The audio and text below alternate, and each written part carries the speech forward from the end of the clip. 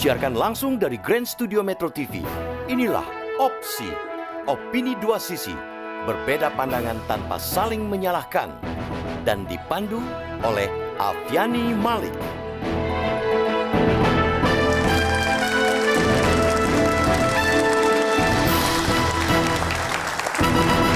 Selamat malam pemirsa, para narasumber dan juga hadirin di rumah. Pilpres 2019 hampir pasti diikuti dua poros koalisi. Namun hingga hari ketiga pendaftaran pasangan Capres dan Cawapres, belum satu pun duet definitif yang mendaftar ke KPU. Apakah ini karena kedua kubu koalisi saling menunggu dan juga saling intip pasangan, kekuatan, serta kelemahan masing-masing? Atau justru ini bagian dari strategi agar lawan bertekuk lutut? Inilah opsi pada malam hari ini, adu cerdik di detik terakhir. Kami datang dengan satu pengertian, Pak Prabowo adalah calon presiden kita. Jangan sampai karena pilihan presiden kita menjadi tidak rukun, ini clear.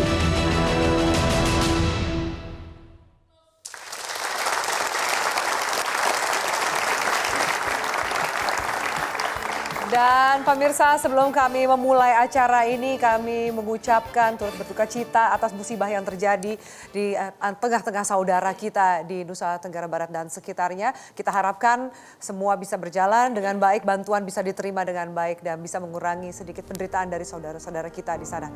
Amin. Dan pemirsa, langsung kita akan membahasnya. Sudah hadir anggota Majelis Tinggi Partai Demokrat, Max Sopacua. Pak Max, selamat malam. Terima kasih, selamat malam.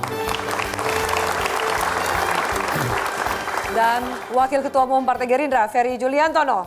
Pak Ferry, selamat malam. Assalamualaikum. Ada juga Ketua Bidang Polhukam PKS, Muzamil Yusuf. Pak Muzamil, selamat malam.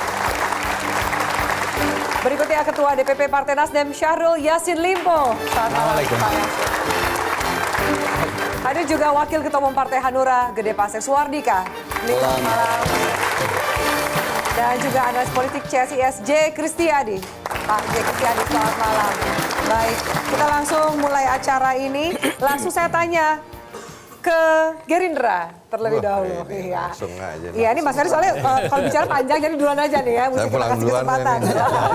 Mas Ferry, sejauh ini nih dari kubu yang koalisi mungkin Prabowo lah, kita bilang seperti itu. Sudah semakin mematangkan kapan kira-kira mendaftar di tanggal 6 loh, bentar lagi tanggal 10. Atau nunggu koalisi Jokowi nih? Enggak, pertama Pak Prabowo Subianto dalam hal ini sudah mendapatkan keleluasaan nama-nama yang diusulkan oleh partai politik. Misalkan dari Partai Keadilan Sejahtera sudah ke nama Pak Dr. Salim Segaf Al-Jufri. Kemudian ada nama dari Partai Amanat Nasional Pak Zulkifli Hasan. Kemudian dari Partai Demokrat ada nama Mas Agus Harimurti Yudhoyono. Dan dari ketiga partai tersebut sudah memberikan keleluasan kepada Pak Prabowo Subianto untuk menentukan nama calon wakil presiden. Terakhir Pak SBY disampaikan secara terbuka di kediaman Pak Prabowo Subianto di Kertanegara. Di luar itu ada rekomendasi dari Forum Istiqma, Gerakan Nasional Pengawal Fatwa Ulama, yang merekomendasikan Pak Prabowo Subianto sebagai satu-satunya calon presiden dan dua nama calon wakil presiden, yaitu Pak Dr. Salim Segaf Al-Jufri dan yang kedua Ustadz Abdul Somad. Nah, tentu nama-nama usulan dan rekomendasi tersebut hari ini dimatangkan dan Pak Prabowo Subianto mohon doa supaya hari-hari ini bisa memutuskan dengan tenang dan menghasilkan keputusan yang terbaik dan mendapatkan dukungan dari semua pihak, dari partai, dari tokoh-tokoh, dari para ulama dan lain sebagainya. Gitu. Belum ada mengerucut berarti ke satu nama. Tapi PKS luar biasa, Pak Salim Segaf Al-Jufri punya 2 tiket. Dari PKS sendiri, dari Ijtima Ulama sendiri. Anda yakin bahwa PKS yang akan dipilih oleh teman setia Anda, Partai Gerindra? Kalau merujuknya kepada gentleman agreement, ya kita punya keyakinan itu. Jadi kalau nggak agree, nggak gentleman? Kita sudah membahasnya sejak lama sebenarnya.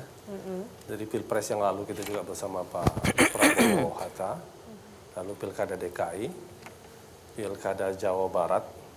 Dari sebelumnya PKS mendukung Pak Deddy Mizwar, elektabilitasnya pada waktu itu 40% ke Pak Sudrajat yang pada waktu itu 0,4%. Sebenarnya kan ada komitmen antara dua pimpinan tertinggi yaitu Pak Prabowo dan Ketua Majelis Syuro PKS Pak Salim untuk presiden itu dari Gerindra dan wakil presiden dari PKS.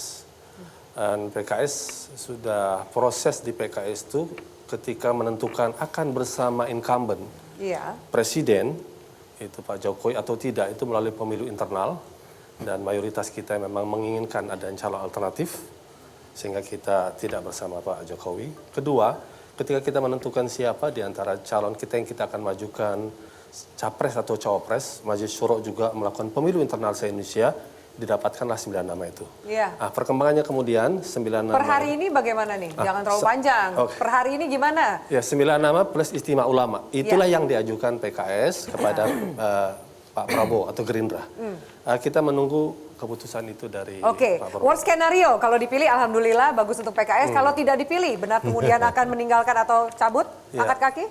Karena mekanisme PKS itu sangat jelas, Majelis Syuro itu yang akan menjawabnya. Jadi tapi udah sebenarnya ada skenario-nya dong ya kan, ABC plan-nya udah ada. Perjalanan berarti politik, ini yakin PKS akan dipilih, akan dipinang oleh Prabowo sebagai cawapres? PKS selalu optimis, ya, selalu optimis. Apalagi karena Pak Prabowo juga orang yang kita kenal memegang kata-katanya, janji-janjinya. Jadi itu saya kira sampai saat ini kita masih sama beliau. Oke, baik. Kita beri tepuk tangan untuk PKS.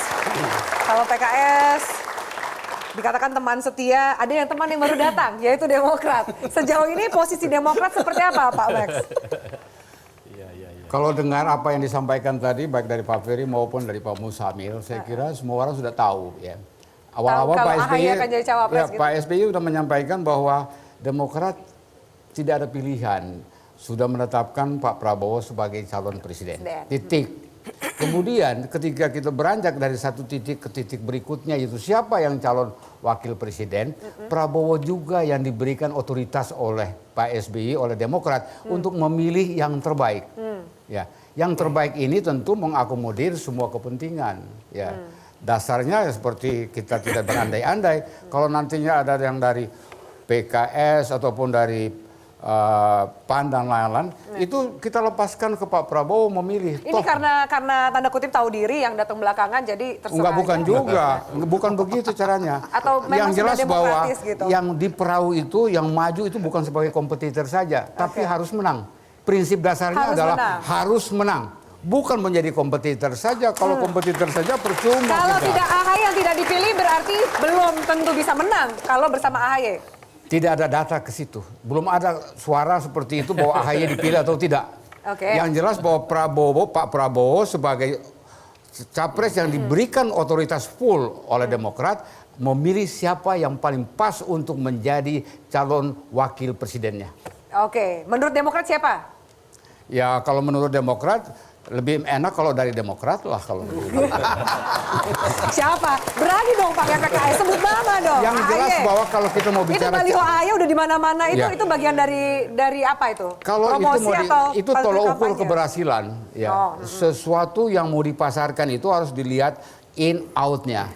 Kalau dilihat dari hasil yang dibuat, ya AHY pada peringkat atas untuk calon wakil presiden ataupun pollingnya gitu. Jadi kami optimis. Optimis AHY akan dipilih? Ya, salah satu itu. Tapi kalau misalnya tidak dipilih, ya Pak Prabowo juga yang akan memilih yang terbaik. Jadi legowo ya? Yang dipilih PKS nggak apa-apa, Pak? Ya. Kalau yang dipilih PKS nggak apa-apa? Oh, saya kira Segaf Al-Jufri itu kan tiketnya kami dua tidak ada komplain ke situ.